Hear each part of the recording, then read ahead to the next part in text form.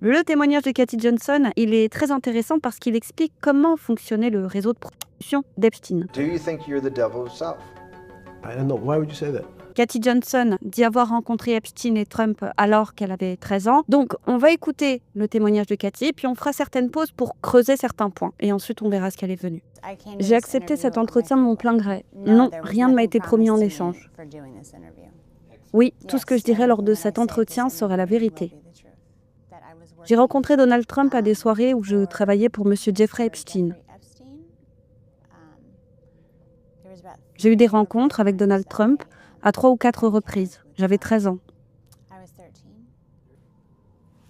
La première fois, c'était à une fête dans la propriété de Jeffrey Epstein. Il y avait une fille et il observait la scène de loin.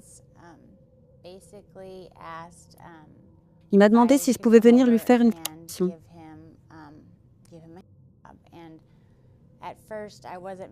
Au début, je n'étais pas très à l'aise avec ça. C'était ma première ou deuxième soirée de ce genre et je ne pensais pas que je devais faire ça. Mais mon recruteur m'a dit que je devais le faire, alors j'ai accepté. Et puis, j'ai commencé à... Pardon, c'est un peu difficile. Mais avant que je lui fasse une fellation, il m'a repoussé la main et m'a dit « Tu dois mettre un gant ». Le recruteur a accouru, m'a tendu un gant et a dit « Personne ne touche le pénis de M. Trump sans gant ». Donc j'ai dû mettre un gant. Je lui ai fait une fellation et juste après, il a eu un orgasme. Il est parti et je ne l'ai plus revu à cette soirée. Jeffrey Epstein est un ami milliardaire de Donald Trump qui organisait ses soirées à caractère sexuel. À l'origine, je suis venue à New York pour devenir mannequin.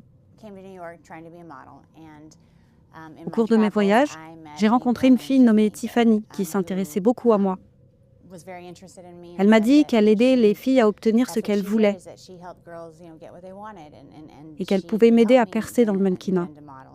Elle connaissait beaucoup de personnes influentes et m'a assuré que ce serait facile. Elle m'a simplement dit que je devrais participer à quelques événements et rencontrer des gens. Ce serait un jeu d'enfant. Alors bien sûr, j'y suis allée. Ça n'avait pas l'air compliqué. Elle recrutait des filles pour venir à ses soirées et la plupart avaient à peu près mon âge. Il y avait peut-être 2 ou 3 filles de 14 ou 15 ans, mais nous nous sentions toutes très jeunes. Jeffrey Epstein savait que j'avais 13 ans. Lors de l'entretien, il m'a demandé de me mettre en soutien-gorge puis en culotte. J'ai trouvé ça bizarre, mais bon, le mannequinat, tout ça. Peut-être que c'était à cause de ma silhouette. Il m'a demandé de le masser. Ensuite, il m'a demandé mon âge. Je lui ai dit que j'avais 13 ans et pourquoi j'étais là. Il m'a répondu « Eh bien, tu feras l'affaire. Tu sais, je suis sûre que tu seras parfaite ici. » Puis il a essayé de se glisser en moi. Je l'ai repoussé et j'ai dit que... Parce qu'à ce moment, je croyais encore qu'il y avait les mannequins et puis qu'il y avait les filles qui faisaient ça. Je pensais qu'il y avait une différence. Donc oui, je lui ai dit que ça ne m'intéressait pas, mais il a insisté. Quant à Donald Trump, il savait que j'avais 13 ans et je crois que c'est Tiffany qui le lui a dit. Il semblait m'apprécier parce que...